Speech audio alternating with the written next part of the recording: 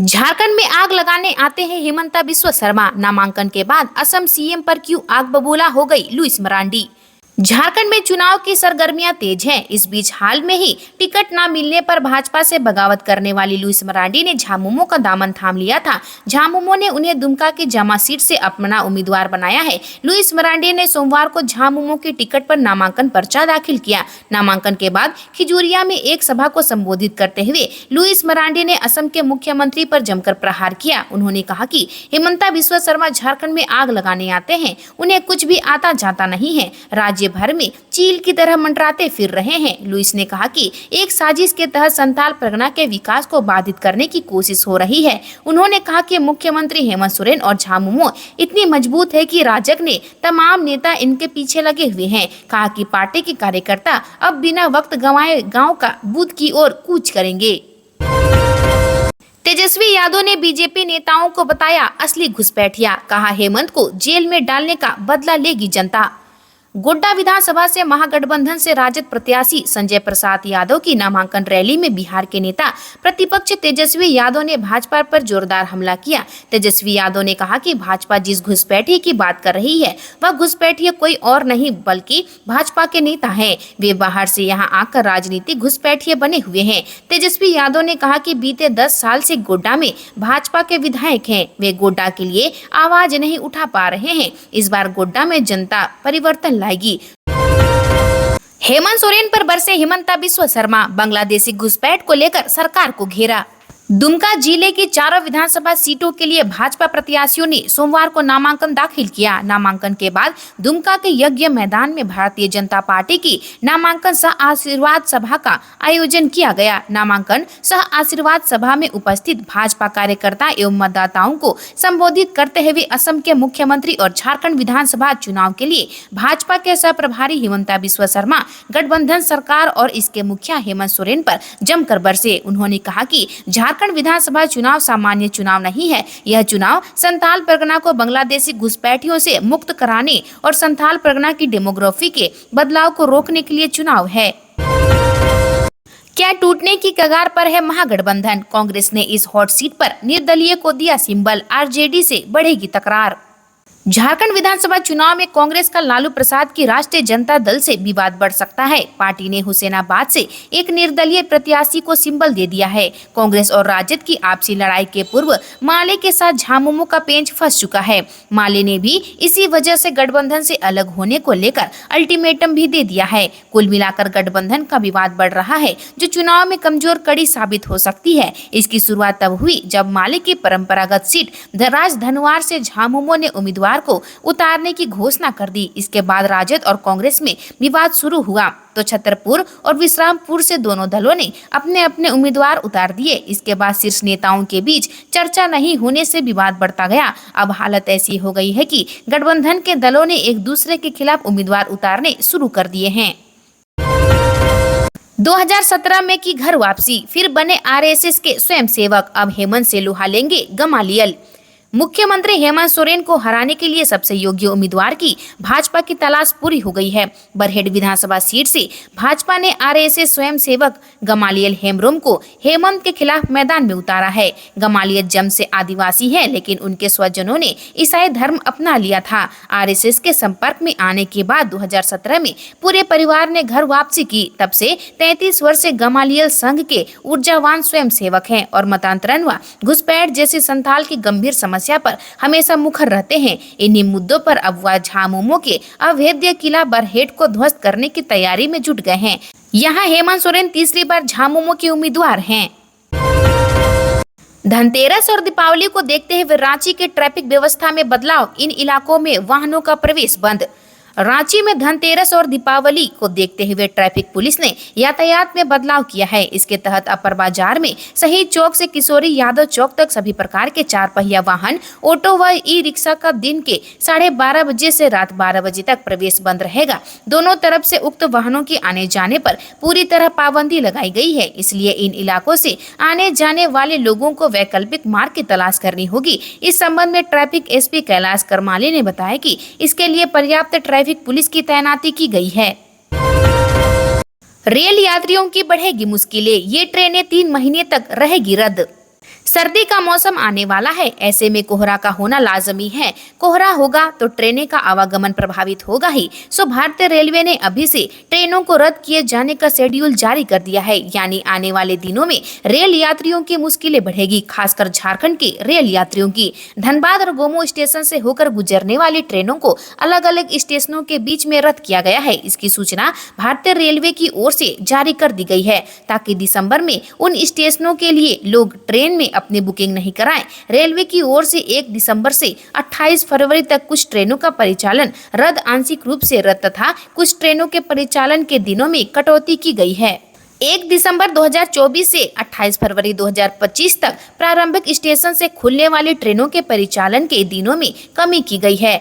12988 Ajmer Sealdah express प्रत्येक मंगल, गुरु एवं शनिवार को रद्द रहेगी। 12987 सियालदह अजमेर एक्सप्रेस प्रत्येक बुध, शुक्र एवं शनिवार रविवार को रद्द रहेगी। शहनाई पर चुनाव की मार, लोग कैंसिल करा रहे शादी की बुकिंग। झारखंड में विधानसभा चुनाव की वजह से चुनाव आचार लागू है। 20 नवंबर को धनबाद में विधानसभा का चुनाव है, जबकि 23 नवंबर को मतगणना होगी। चुनाव आचार संहिता के दौरान 16, 17, 19, 22 व 23 नवंबर को शादी का लगन है। विधानसभा चुनाव के लिए जहां जहां प्रस्तावित बूथ है, वहां की शादी की बुकिंग कैंसिल हो रही है।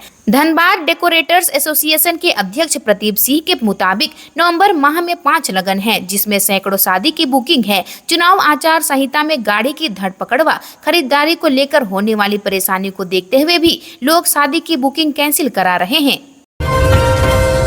नीरज सिंह हत्याकांड में संजीव सिंह को हाईकोर्ट से लगा झटका।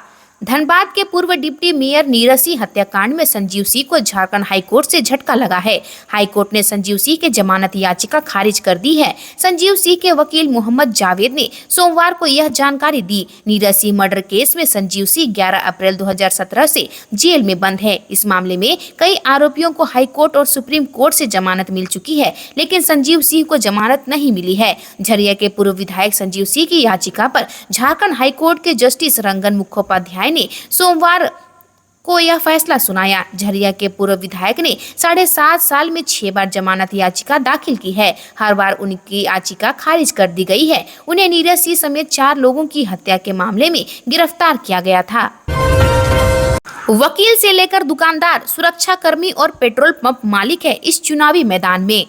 जुगसलाई विधानसभा सीट से इस बार 13 प्रत्याशियों ने नामांकन दाखिल किया है। मान्यता प्राप्त राजनीतिक दलों ने प्रत्याशियों के अलावा इनमें कई निर्दलीय भी हैं। नामांकन करने वालों में वकील, फास्ट फूड दुकानदार, सुरक्षा कर्मी से लेकर पेट्रोल पंप के मालिक भी हैं। चुनाव जीतकर सभी का उद्देश्य जनसेवा करना है। निर्दलीय नामांकन कर चुके जुगल किशोर मुखी की एकीग्रो में फास्ट फूड की दुकान है। परिवार में वृद्ध माँ व 3 बच्चे हैं। पिता और पत्नी का निधन हो चुका है। जुगल किशोर पहली बार चुनाव लड़ रहे हैं। ये सोशल मीडिया से भी जुड़े हुए हैं। जुगल किशोर बताते हैं कि वर्ष 2019 से राजनीति में सक्रिय हैं और जनता की सेवा कर रहे हैं। जुगसलाई की जनता ने मौका दिया तो जन समस्याओं का हर स्तर पर समाधान का प्रयास करेंगे। मझगांव विधानसभा सीट पर 3 बार जीता झामुमो, 1 बार भाजपा। झारखंड राज्य के गठन के बाद अब तक हुए 4 विधानसभा चुनावों में इस क्षेत्र से झारखंड मुक्ति मोर्चा ने उम्मीदवार ने 3 बार जीत दर्ज की है। भारतीय जनता पार्टी के उम्मीदवार को भी 1 बार यहां जीत मिली है। नीरल पूर्ति ने इस क्षेत्र का सबसे अधिक बार प्रतिनिधित्व किया है। झामुमो के टिकट पर उन्होंने 3 बार चुनाव में जीत दर्ज की है। वर्ष 2019 के झारखंड विधानसभा चुनाव में मझगांव विधानसभा सीट पर नीरल पूर्ति ने झामुमो का परचम लहराया था। उन्हें सबसे अधिक 67,750 वोट मिले थे। बीजेपी इस चुनाव में दूसरे स्थान पर रही थी। उसके उम्मीदवार भूपेंद्र पिंगुआ को 20,558 वोट मिले थे। झारखंड चुनाव से पहले पलामू में 2.28 लाख के ब्राउन शुगर के साथ महिला सहित 2 गिरफ्तार। झारखंड में विधानसभा चुनाव से पहले बिहार से सटे पलामू जिले में 2.2 लाख 8 रुपये के ब्राउन शुगर के साथ एक महिला समेत 2 लोगों को गिरफ्तार किया गया है। मामला मेदिनीनगर सदर थाना क्षेत्र के चियांकी विजयनगर टोला का है। यहां से ब्राउन शुगर के साथ महिला दुर्गावती देवी और संदीप कुमार गौड़ा को गिरफ्तार किया गया है। पुलिस ने इनके पास से 11.40 ग्राम ब्राउन शुगर बरामद किया है। इसका बाजार मूल्य 2.28 लाख रुपये बताया गया है। गिरफ्तार आरोपी संदीप कुमार गौड़ पलामू जिले के पास स्थित गढ़वा जिले के सोनपुरवा मोहल्ला का रहने वाला है। पुलिस ने बताया कि इस कारोबार में मोनू कुरैशी और उसकी पत्नी भी शामिल हैं। निर्वाचन कार्य में ना बरते किसी भी प्रकार की लापरवाही। डीसी समाहरणालय स्थित सभा कक्ष में जिला निर्वाचन पदाधिकारी सह डीसी नमन प्रियेश लकड़ा की अध्यक्षता में विधानसभा चुनाव 2024 के निमित्त गठित किए गए विभिन्न कोषांग के कार्यों के अलावा अन्य बिंदुओं पर विस्तार पूर्वक समीक्षा की। इस दौरान जिला निर्वाचन पदाधिकारी ने समीक्षा करते हुए विभिन्न कोषांगों के कार्यों की जानकारी लेते हुए प्रतिनियुक्ति किए गए पदाधिकारियों को निर्देश देते हुए कहा कि अपने कर्तव्यों का जिम्मेदारी पूर्वक निर्वहन करे, निर्वाचन कार्य में किसी भी प्रकार की लापरवाही न बरते। साथ ही सभी कोषांग को निर्देश दिया गया कि निर्वाचन को लेकर सारी तैयारियां दुरुस्त कर ले और सभी कोषांग समन्वय बनाकर कार्य करे। बैठक में जिला निर्वाचन पदाधिकारी नमन प्रियेश लकड़ा ने विधानसभा चुनाव अंतर्गत की जा रही तैयारियों, एश्योर्ड मिनिमम फैसिलिटीज की व्यवस्था, मतदाता सूची के अध्ययनीकरण, पोस्टल बैलेट के माध्यम से मतदान की स्थिति, वनरेबल मैपिंग, क्रिटिकल एवं नॉन क्रिटिकल आदि की समीक्षा की। दिवाली में 2 घंटे ही फोड़ सकेंगे पटाखे, प्रदूषण नियंत्रण बोर्ड इस जिले में लागू किए कड़े नियम।